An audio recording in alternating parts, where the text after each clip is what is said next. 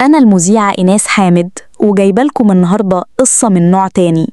قصة مش بس وجعت قلوب أهل دمياط، لأ، دي وجعت مصر كلها. في ساعات الفجر الأولى من يوم 24 يونيو 2025 شاطئ رأس البر كان شاهد على واحدة من أبشع اللحظات. لحظة وجع، بطولة وتضحية. شاب مصري اسمه أحمد حمدي رزق، لسه ما كملش 20 سنة، جاي من السنبلاوين بمحافظة الدقهلية.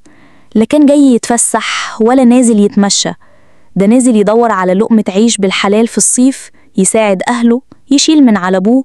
لكن للأسف لقمة العيش اتحولت في لحظة لكارثة.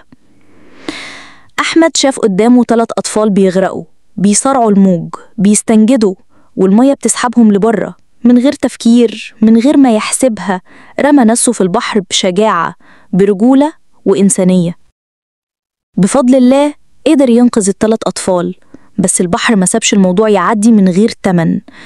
موجة غدارة شدته لجوه واختفى فجأة، ومن ساعتها ما طلعش. من اللحظة دي بدأت أسرته وناس بلده يدوروا عليه، فرق إنقاذ، غواصين، شباب متطوعين، كله نازل يدور على أحمد.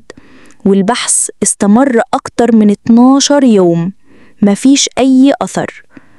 أحمد اختفى عند منطقة اللسان في راس البر، المكان اللي النيل بيحضن فيه البحر المتوسط، والمية هناك ليها سلوك خبيث، تيارات مائية قوية، موج عالي، صخور، عوامات، كتل خرسانية تحت البحر ممكن تكون حبسته في مكان حتى النور مش واصله. الغواصين فضلوا يشتغلوا، لكن هشام الشبكي الغواص المعروف بعد 4 أيام بس أعلن انسحابه، وقال إن الجثة غالباً انجرفت للمياه الإقليمية، يعني صعب توصل لها. الانسحاب ده كان صدمة لأهله، قعد 12 يوم على الشط، وأب كل شوية يبص للبحر يمكن يرجع له ابنه. العيلة اتهمت هشام إنه استغل وجعهم، قالوا إنه طلب 20,000 جنيه علشان يدخل البحث، وقال إنه معاهم معدات متطورة، بس لما وصل لا معدات ولا حاجة، وده اللي زاد الوجع. وناس كتير على السوشيال ميديا شافوا ده تهرب من المسؤولية. لكن المفاجأة كانت من كام يوم، ظهر هشام مع والد أحمد في فيديو على الشط، كان في نوع من التصالح ومحاولة تهدئة للناس اللي كانت بتهاجمه.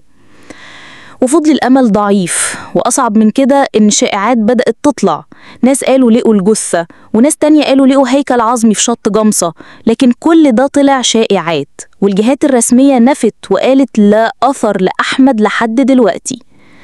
قلب الأم بيتقطع، والأب كل يوم بيطلع فوق الكورنيش يبص للبحر ويقول يمكن النهاردة هو اليوم اللي هنلاقي فيه أحمد. بس وسط ده كله في حاجة حلوة حصلت، تضامن كبير من المصريين، آلاف الرسائل، هاشتاجات، دعوات من قلوب الناس كلها. الناس مش طالبة غير إن الجثة ترجع، يودعوه الوداع الأخير، يدفنوه في تراب بلده ويقروا له الفاتحة، بدل ما يفضل غايب تحت المية من غير وداع.